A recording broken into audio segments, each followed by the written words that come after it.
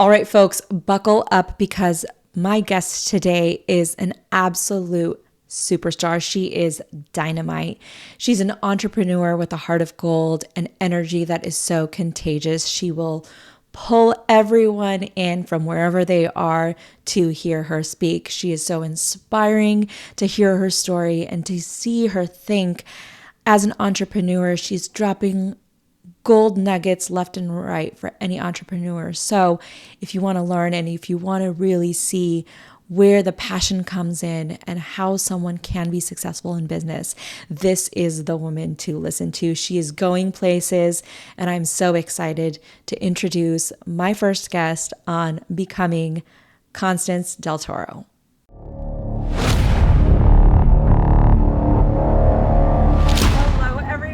So I am at Tony Robbins Business Mastery in Florida, and I met this amazing woman, and I just could not just leave without introducing her to you guys.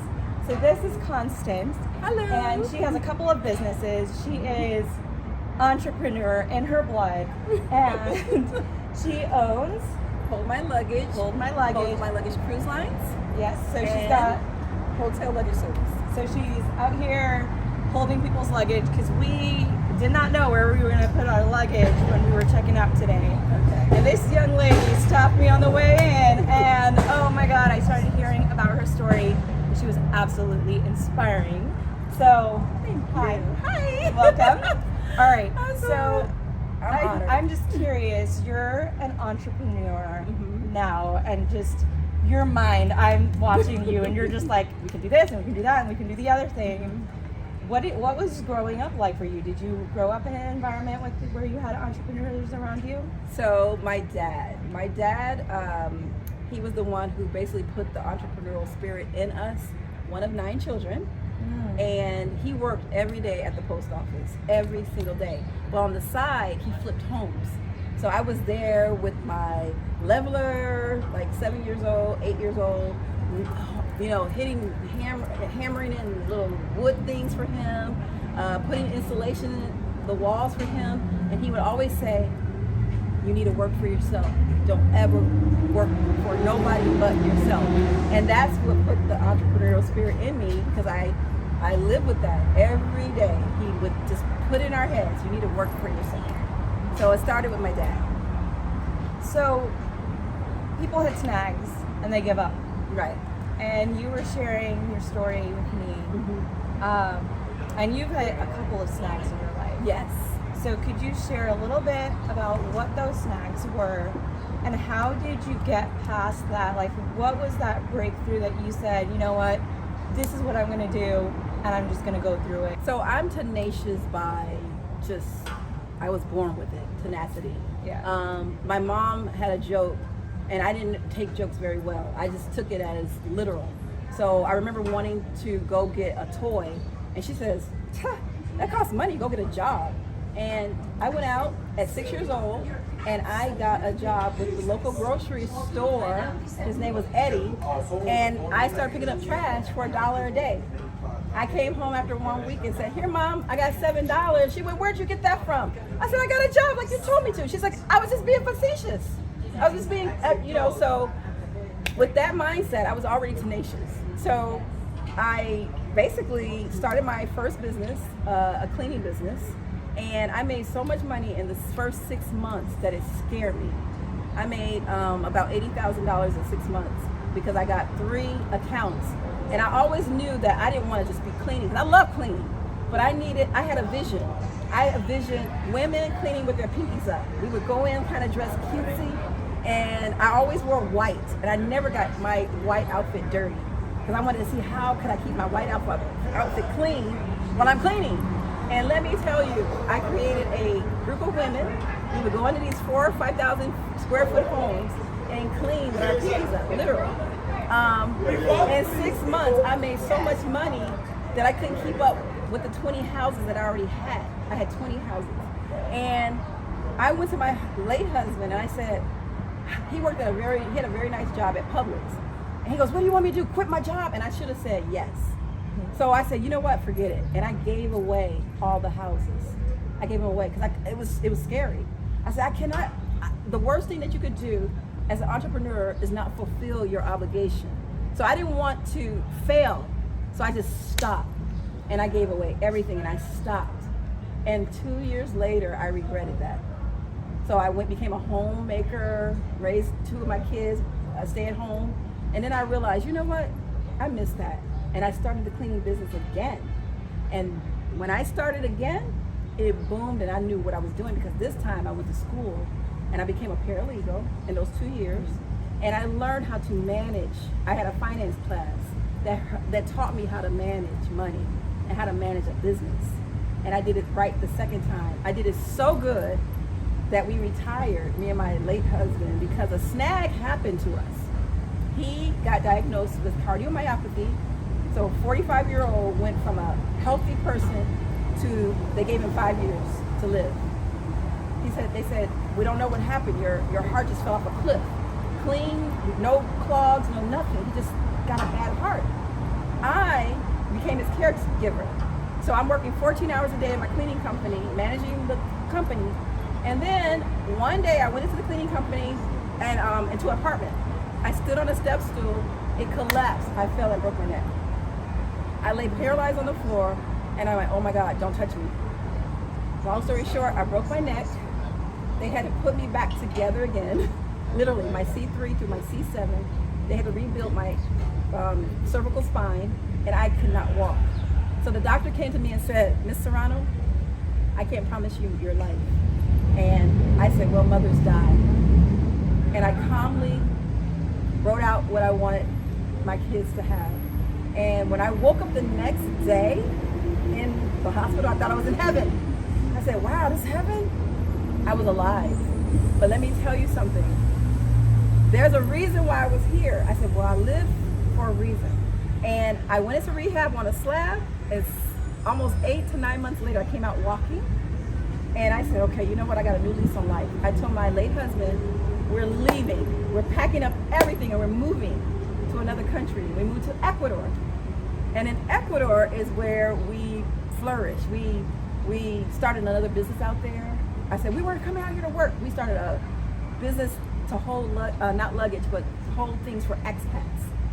And we created mini self-storage out in Ecuador for expats. We made about $5 grand a month out there. So we lived that kind of life for 4 years, and I started visiting the States. So we came back in 2017, but in our travels back and forth to Ecuador, we ended up in Panama in a hot airport. The airport was so hot you could cut it with a knife. 13 hours. I said, we can't stay in here. So I said, man, wouldn't it be nice to have a luggage storage that we can hold, somebody can hold your luggage? And I was like, yeah, that would be nice. In the meantime, we went and got a hotel for $300, okay? Came back to the airport and went on to the United States. Fast forward to 2000, that was in 2013. 2017, I could not find a job as a paralegal when we moved back here. And that's when I worked at a union, like pulling pallet jacks. And in the bathroom, I said, my life has come to this. I went from living like a queen in Ecuador to now pulling pallet jacks. And I went, God, you gave me a brain. And I'm in the bathroom crying. I gotta use my brain. And that's when I went home and Hector said, why don't you start that luggage storage business you thought of in the Panama airport? I went, yeah. And I started Googling as a researcher, a paralegal, okay, luggage storage. And everywhere I saw on there was, can you hold, where do we hold my luggage? Can someone hold my luggage? Hold my luggage, hold my luggage. And I went, that's the name of the company, Hold My Luggage. Put an ad on Facebook for $20. Got our first Facebook client. They needed luggage held, 2 pieces. I said, where do we charge them? We don't even have a system. We don't have nothing. He said, I don't know, but we got to go do something. So we ran up to the airport, missed the exit 3 times because we didn't know how to navigate the airport. They come running out with their bags. And we looked at those 2 bags. We wrote up a ticket and gave it to them, like on a piece of paper. And we looked at those 2 bags. And I said, well, there's 2, there's 4. Well, there's 4, there's 10. And we looked at those 2 bags for 4 hours. And we brought them back to those people. And we went, oh my God, we hit a jackpot. How much did you make? We started the business in May. By December, we made about $15,000. No, for that one. For that one bag, it was $22. It's $22. So you only made $2 then. That was the expansion. $22. That was the moment. So I started writing the airport. And the snag came when we wrapped our van. We had another van that we wrapped, hold my luggage. And we started pulling up at the airport, and they started hating us. The hustlers at the airport. Who is this? What? And I didn't know, let me tell you something. I did not know about haters. I thought everybody was love, love, love. Oh, I love you. How are you? I didn't know that people hate when you come up. I did not know that. So I'm just getting disappointed. Like, this is my people. Why are they hating on me? What did I do? So we got to the point where they banned us. They banned us from the airport. So I started writing to the CEO of the airport. And he said, Miss Serrano, it's going to take a lot of money and a lot of technology to do what you want to do. And I said, hey, he didn't say no. He just said we need technology and money. Yes. So I raised $130,000 in 30 days. Wow. And I found a developer. I put on Facebook, do you know about any developers? One of my friends said, hey, we work with somebody in our company. He builds franchises, websites, and back office. I said, I need a back office. He charged so cheap compared to the United States. I said, that's our guy. He built me a CRM that is the technology breakthrough in Hold My Luggage. This is how we're able to really run our company from location to location, location, location. That was 7 years ago. He's still with me to this day. And we're like brother and sister. Okay, so the snags, yes, the banning of the airport, the haters, a lot of contentions in the airport because people don't like to see you flourish. But I said, you know what? I'm not even worried about them. They put us in an airport, in a part of the airport where we knew. My brother came in there and said, they put you here to fail. I said, I'm in. I'm inside. It's all your mindset. Your mind is the architect to your dreams. And your dreams are the ones that outline your future. When you grow up and stop dreaming is when you put that block. You got to keep dreaming and keep growing in your mind, because if it's in your mind and you believe it, you can achieve it. So if you were to give an entrepreneur advice, what are the top 3 things that you would tell them? You are the only one, I don't care who you tell it to, you are the only one who believes in what you can do. The naysayers are going to be there. There's going to be people that say you can't do it. There are going to be people who say, oh, I've never seen that before. Oh, I've never heard of that. Block it. Block all that out. Because if you believe it, then you are the one that has to do it. You are the one that got to do it. Then the second thing is tenacity. You got to be tenacious. You got to wake up every single day, even if your bank account says negative 40 cents, which mine have said it a lot, okay? Negative 40 cents. But you know what? You're going to know that if you fight for what you believe in, it's going to be abundant. We went from doing this business, operating at $0. When I tell you I took out a Facebook ad, for $20 and I didn't pay one of my utilities for it. And that Facebook ad only brought me $22. But guess what? It brought me a lifetime, a genius idea. And I invested that $20, and now we're making, what, $25,000-$30,000 a month at the airport. And we're bringing up this business. We've landed contract after contract after contract in Miami. I got offices in Tampa. I got offices in Miami, Port Canaveral, and the Orlando International Airport because of that $20 ad. So the first thing is believing in it and not letting naysayers take you down. The second thing is tenaciousness. And I think the third thing is finding a team. Find your team. I'm telling you, I got the best team, because you don't want to work your business and if you work it, okay, that's fine. But you find yourself 8 to 10 hours working it, doing it all yourself. And guess what? You defeat the whole purpose. But if you find a team that can help you do what you can do without you being there, that team is going to take you through to the next level. I got an awesome team in Orlando. I got an awesome team in Tampa. I got an awesome team right here in West Palm Beach in Miami.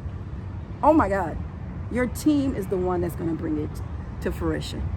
This is my Miami team right here. My husband, by the way, he was my customer. I held his luggage. He holds my heart forever. My team, I can't do it without them. Amazing. And this is just one part. The other ones are in Orlando, the other one's in Tampa, another one's in Georgia. And that's the key. That's the key. They're going to take you to the next level. And then let me tell you this. Pay them well. Pay them well. Stop being stingy. You know, a lot of people want to make this money and keep it to themselves. But that's the key to success. It's sharing the wealth. Don't be stingy. Pay your people. Pay them so that they can stay and be loyal to you. Okay? And we can't take it with us. You know what I'm saying? So pay well, build your team, and I'm telling you, you will have the best business in the world. So a question for you is, most men get scared of a very strong, independent woman. So I'm curious, how has this been for you? It's been pretty amazing. I mean, I knew she was wonderful. 5 minutes after I met her, I knew that I agree. I was gonna be chasing her until she was mine. And as far as taking a second seat, she has never let me feel that way at all. We've been partners in this, and we share both equally all the responsibilities and a lot of the work, even though she's a multitasking genius. But yes, we're a team, and her abilities are sometimes a little overwhelming, but it's I'm always like, let's go, let's make it happen, it just makes it challenging to keep up. Yes. So but he does very well. So how do you balance working together and having a relationship and not letting one get in the way of the other? So I have to know, like, when to turn it off, because I can work 24/7, and I'm used to working 24/7. But recently we went on a cruise. He surprised me with a cruise, and every port that we got to, when my phone popped up, I'm like and then when we out to sea, I'm like, you know what? Let me get off this phone. In a way, I have to. So I have to plan these events and try to fit them into the schedule. And a lot of times she doesn't even know that I plan these events. But he has to tell me. He tries to surprise me, but he has to tell me because basically make sure her phone is not accessible. Exactly. Right. But you know, another thing is, I've never experienced a love like this before. I've never, even though I was, like I said, I was married before to my late husband, and he was wonderful. But I did not experience a love like this before. And experiencing this type of love, I gotta put him, first. I have to take the time. Like, all this stuff is great, but taking care of his heart and who he is, that's my main thing. She does a good job of that. Amazing. Yes. Thank you. Yes. So one last question for you. Okay. So what is next for you guys? What's coming? Where do we find you? I want to conquer the world. No, I'm just kidding. So what's next for us is we have so many things in cooking. This event right here is setting us on a course to add another revenue stream. Convention centers, look out, we're coming, because a lot of people checking out of those hotels on that last day need us, and they don't even know what to do with their luggage. So we are providing a service to convention centers, to clientele like Tony Robbins, to hold luggage for those who need it. And that way they don't have to stress about a secure, safe place to hold their luggage. And what's next? Everything's next, because I want to do so much business-wise, and to make the revenue that I need to make, I have to go to the next level, which is unlimited funds. I never want to put a number on what we can make. I just want unlimited funds so that I can help and mentor the next entrepreneur. The things that have been obstacles for me, like access to capital, mentorship, and all those things, I think that I would have got to where I needed to go a lot sooner if I had that access, you know? So I want to be the person to provide access. I want to, you know, it's not going to be giving away money. It's going to see people who have worked hard like me. They will have to have a business established for at least 3 years. They would have to show a positive revenue flow. And they would have to show goals and be tenacious. I see those things, I want to bless them. And I want to show them that as a business owner, come to me. If it wasn't for a couple of business owners, I don't think I would have been able to be where I am today. Those 3 business owners who blessed me, helped me get deposits when I needed to have deposits for the airport, helped me to get the technology, the money for the technology that I needed. Priceless. I would be forever indebted to those people, and they know who they are. So I want to be that same person to the next business owner. And are you just in Florida, or are you travel? Are you mobile? We're going to be mobile, hopefully starting with this mobile setup that we have today. But we are in Georgia. We are in Fort Lauderdale, Florida, yes. So Fort Lauderdale, Miami, Tampa, Orlando, Port Canaveral. We are trying to go to every port city that need us, because cruisers do need us the most out of everyone. But we also know that hotel checkouts need us as well. So this business is, oh my gosh, it's a continuous revenue stream and a continuous need, because people have different needs, different travel needs. We hold keys when people are exchanging keys. We hold valuables that get stopped at TSA. We mail bags now. We ship bags. We do so much. We deliver bags to airlines to meet people curbside and bring their bags to them.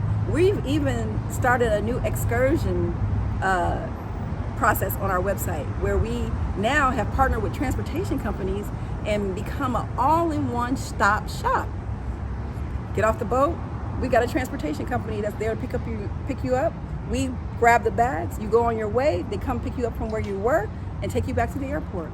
So we're evolving so much as far as travel and becoming that one-stop shop for people. So the sky is really the limit for what we got to do. And for anyone who's interested in your services, whether they're a company or individuals, how do they find you? They can go to www.holdmyluggage.com. I hope all of you guys were as inspired by her as I was. We have spent thousands of dollars to come to this conference, and she's like dropping it left and right, like no problem. She's been doing this all over her life. Yes. And so sometimes you don't have to pay the money. It's all about proximity. It's all about using your brain. It's all about really finding your passion, figuring out why you're doing it, and just going for it. Yep. So thank you. I am very excited to see how you guys expand and grow. I'm looking forward to seeing you guys international, not just domestically. And good luck. I'm looking forward to keeping in touch with you. Yes. And guys, if you guys ever need to figure out where to hold your luggage, Here we are. just look for them. All right. Thank you so much. Thank you. He said, you know what? Hector would want me to help you. What do you need? She said, well, I'm driving into Disney Springs. She said, no. I said, no, tell me. I'm driving into Disney Springs. Oh, this is my husband. I'm going to call him. I'm driving into Disney Springs, and we just need luggage held so that we can, see the Disney Springs. And then I said, okay, when? She said, November 15th. I said, well, his funeral's on November 14th. She said, oh, I'm so sorry. No, I'm coming. So I met her at Disney Springs. We had masks on. We held each other for like 10 minutes, crying. And she's the reason why I stayed in business. She said, do not make any decisions in this state. Me and my son, from my house, because at this point, I'm not in the airport. And the airport's charging me every month. I owed $11,000, and that's how much I had to pay to get back in the airport. I did not have that money. So me and my son in December took Hold My Luggage from the ashes. And by April, we made $165,000. Amazing. Of course. Got back into the airport. Of course. And we've been flourishing ever since.